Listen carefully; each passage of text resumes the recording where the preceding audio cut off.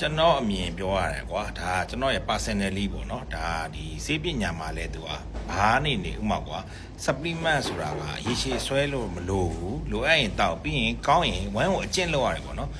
ဝမ်းချုပ်တဲ့သူတွေကအဲ့လိုမျိုး fiber တွေတောက်တယ်ဒါပေမဲ့ fiber တွေစားလို့ရတာပဲအမြင်များစားတယ်ကျွန်တော်တော့ coffee တောက်ရင်သွားနေတယ်ကျွန်တော်တော့ကလည်းနည်းအဆင်ပြေနေတာပေါ့နော်ဒါကျွန်တော်ကြံပေးတာ coffee ကြိုက်တဲ့သူတွေကတော့ coffee နဲ့နေ okay တယ်ရေများတောက်တရက်ကို3-4ဘူးတောက်ရေများတောက်ရတယ်ပြီးရင်ဗာလဲဆိုတော့အမြင်ဟာတွေမစားနဲ့အမာစာတွေတို့ကောက်ညင်းတို့အဲ့လိုစီးတာတွေတိတ်မစားနဲ့ပေါ့နော်အဲ့ဒါတွေရှောင်ရတယ်ပြီးရင်လှုပ်ရှားမှုနေတာကျွန်တော်တို့ကအဲ့လိုလှုပ်ရှားတွတ်လှုပ်ရှားကျွန်တော်ဆိုလည်းအားစားတိတ်မလုပ်ဖြစ်ဘူးဒါပေမဲ့သွားရင်လိုက်မနည်းနည်းတွတ်လေးနည်းနည်းသွားလာလှမ်းလျှောက်အဲ့လိုမျိုးလုပ်နေ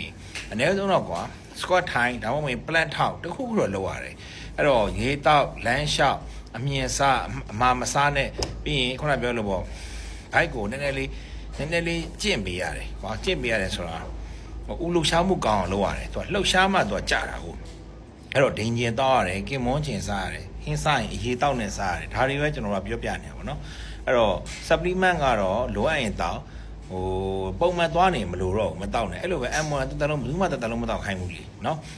ခုနပြောသလိုပဲဝမ်းသွားပြီဆိုရင်တော့အကျင့်လောက်ရမှာကျွန်တော်ဗမာလူမျိုးကအရင်ဝမ်းချုပ်တာအဲ့တော့အဓိကအကြောင်းရင်းကအဓိကတော့နော်အဓိကအကြောင်းရင်းကသမင်းနဲ့တွဲစားတဲ့အစားအစာတွေကပိုဆိုးစေတယ်အဲ့လိုပြောချင်တာကျွန်တော်အမြင်ပြောရရင်တော့ငပိအချောက်တွေကိုမစားစေချင်ဘူးပေါ့နော်တစ်ခါတလေပဲစားအချောက်ချမ်းနေစားတာများတယ်သမင်းစီစမ်းလေးနဲ့အကြော်လေးနဲ့သားကြော်လေးနဲ့အကြော်လေးနဲ့အဲ့လိုစားတဲ့အချင်းရှိတော့ကျွန်တော်တို့တိုင်းပြည်ရဲ့အခြေအနေနဲ့စားတဲ့တောက်တဲ့ပုံစံကဘလို့နေဝမ်းချုပ်တယ်ဝမ်းချုပ်ရင်ဥမာကြီးကင်စားဆိုတာလာနေမှာပဲစောင့်ကြည့်ပါပဲဝမ်းချုပ်တာနဲ့မင်းဝမ်းထဲမှာသွေးပါပြီဆိုတော့လက်ကောင်းဆက်နောက်ဆက်တွေလာတော့မှာပဲအဲ့လိုမျိုးပေါ့နော်အဲ့တော့အစာရင်ကဒုတိယ brain လို့ခေါ်တယ်အဲ့တော့ဝမ်းတစ်လုံးကောင်းရင်ခေါင်းမခဲဘူးအဲ့တော့အစာရင်ကောင်းမှသူကအုံနောက်ကောင်းတာ mood stable ဖြစ်တာအဲ့တော့ဝမ်းချုပ်နေလို့နေလို့မကောင်းစိတ်မမှန်ဘူးအဲ့တော့ autoimmune သမားတွေကြည့်လိုက်ဝမ်းချုပ်တဲ့သူတွေကြည့်ပဲအဲ့တော့သူတို့မှာ mood ကမကောင်းဘူးmood မကောင်းဘူးပေါ့နော်အဲ့တော့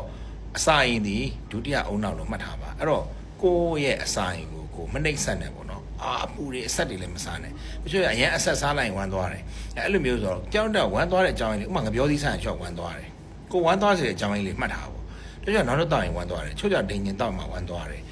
ကျွန်တော်တော့ကင်မွန်းချင်ရေးစားလိုက်တယ်ဆိုရင်ဝမ်းသွားတယ်မုံငင်းချင်တွေပါပေါ့အရေးတောက်ပေါ့နော်မကြီးတွေပါအဲ့လိုတောက်လိုက်ပြီဆိုဝမ်းသွားတယ်ဆိုတော့တယောက်နဲ့တယောက်က